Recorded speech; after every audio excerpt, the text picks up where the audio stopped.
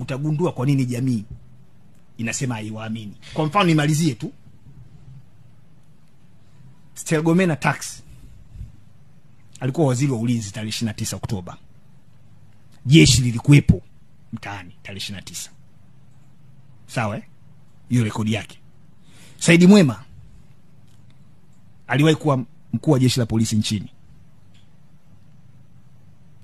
Aliwahi kukutwa na kashfa ya maabusu kufa huko Mbeya huko wilaya gani ile Mbalali alipokuwa anapisiwa Mbeya.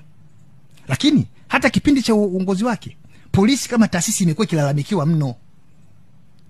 Na moja kati ya mapendekezo ambayo yamewahi kutolewa na tume mbalimbali ikiwepo tume ya juzi tu ya haki jinai ambayo ilikuwa inaongozwa na huyo Mohamed Osman Chande, jaji mkuu mstaafu, ilisema jeshi la polisi lifumuliwe lote.